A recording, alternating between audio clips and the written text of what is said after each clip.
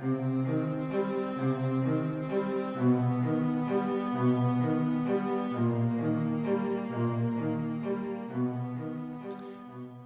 testament of Sherlock Holmes is the fascination we have with him. He can capture the minds and imaginations of his audience worldwide, no matter what timeline he's been in. People emulate him, people learn from him, and people recreate him in every way possible. He's been reincarnated and reimagined more times than you can count. However, this hasn't always been the case. At one point, Arthur Conan Doyle himself tried to terminate Sherlock Holmes, killing him off, but Sherlock Holmes proved that he was the man who would not die. In fact, people have such a fascination with him that it's hard to match with any other character, fiction or otherwise. In fact, he's been recreated in modern day several times. And it's those modern day incarnations of Sherlock Holmes that we're going to be looking at today in our episode of Facts and Frauds.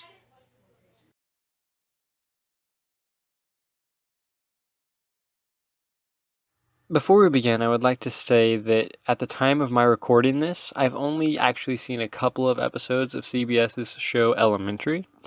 As such, I will be sticking mostly to the Robert Downey Jr. and Benedict Cumberbatch versions of Holmes, though I will address a few things that I appreciate from Elementary as well. The most modern and recent adaptations of Sherlock Holmes are some of the most controversial ones ever, and with good reason. Despite the brilliant writing and storytelling, interesting and often faithful retellings of classic Doyle stories, and impressive acting, these shows do take a lot of liberty with one of the main elements that make it so intriguing, and the element that we watch here on this channel, deduction. In some versions, it's believable but inaccurate, and in others, it is purely a stretch of the imagination. That being said, some of the deductions are among the best representations we've seen. So, this begs the question, how do we sort through all of this and determine what things are worthy of being taken away from the adaptations? And which elements are best left to fiction?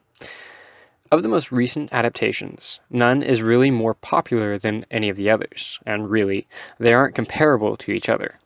BBC's Sherlock takes a very modern turn with the detective, whereas the Robert Downey Jr. versions attempt to keep it set in classic London. The CBS version takes another modern twist, but strays much further from the source material than either of the other two that we've mentioned, in an attempt to create new, interesting, and unique stories that will be harder for a classic Holmesian to anticipate and predict based off previous knowledge. But perhaps the most controversial of these three is the Warner Brothers version starring Robert Downey Jr.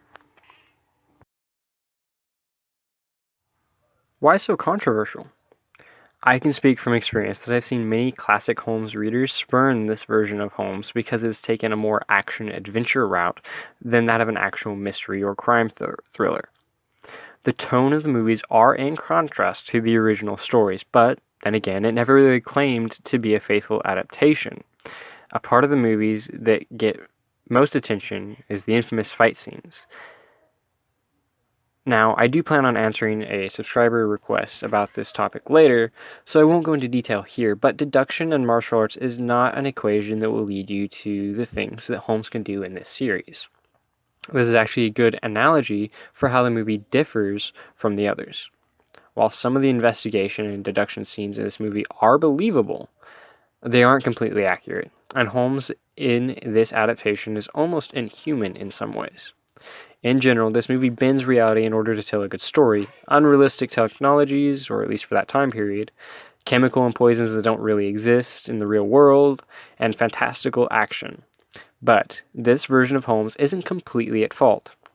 While you certainly don't want to emulate them, there are elements that are worth learning from. For example, when deduction is center stage, it's actually fairly logical and thought out. The watch scene being a good example, as it was taken directly from the novels, albeit repurposed for a different setting in this series. These films also elaborate on Holmes's methods, as he explains some of the thought processes and principles that guide his logical reason. There is yet another element that I want to touch on, but I will save that for the conclusion of this video. Moving on to BBC's hit show Sherlock. This show quickly gained a heavy, almost cult-like following. In the later seasons, it became almost hated on by some, but still retains a great deal of its fandom. Fans of Sherlock Holmes, old and new, are enthralled by this show. Why such a loyalty? Particularly in the early episodes, Sherlock captured several things right, and a few things wrong. The speed and efficiency of Sherlock's deductions, for example, is something that many find outlandish, even in the community of deductionists. Now, personally, I find a middle ground here. I do believe that a majority of the deductions in this show, particularly the early ones, are believable and achievable.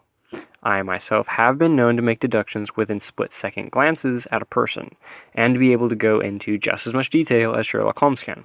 However, it certainly isn't as frequent as Sherlock in this show can. It is exhausting for your brain to function at that level for long periods of time. So to always be in this mode of observation and instant deduction, it's completely unrealistic. Additionally, as I have alluded to in later episodes of the show, the deductions become completely fictitious and unrealistic. Some of them are still plausible, particularly some of the key moments in the show, but others leave you scratching your head. Such embellishing should be avoided in your own practices. However, one of the best things to take away from this version of Sherlock Holmes is his passion for his work. He dedicates every waking moment of his life to deduction in some way or another, and he has a passion when following through with it. This is a skill you have to cultivate in the same manner. You can't give it partial amount of your attention. And now a few words about Elementary. What I have seen of the show I've quite enjoyed. I admit that I wasn't sure about it at first, but I've started to take an interest in it lately. The deductions that I've seen in this show are quite believable, several of them coming directly from the books or real-world situations, which I appreciate. But it's neither of these things that I admire about any of these three adaptations that we just talked about. All three modern versions of Holmes share one thing in common that we can take away from and learn from. They show Holmes as a teacher in some form or another. In Warner Brothers' Sherlock Holmes, we see Sherlock Holmes and John Watson at a later point in their mutual career together. Watson has years to work with Holmes, and as such, he's learned a thing or two about deduction, being capable of making deductions on his own without Holmes even being present. In Elementary, Sherlock is literally training Joan to be his protege. And in BBC's Sherlock, Holmes makes a point to share his deductions aloud, unlike some other versions of Holmes where he reveals them later on after the rising action. Why is all of this important? Because, as I have shared before, having a Watson is important. It makes you share your thoughts aloud, and as such, you are forced to slow yourself down and give deeper thought, approaching the problem from more angles than you would have originally. Training others further cements the process for yourself. That's why I'm here, really.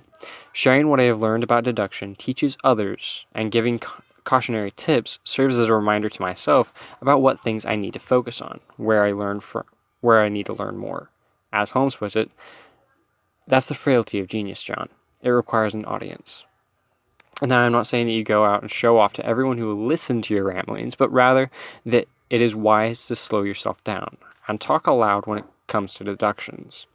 Whether it be a faithful Skull or a loyal Watson, or you're just talking to yourself aloud like a madman, you would be surprised how many things you notice when you stop, slow down, and go over everything one more time aloud.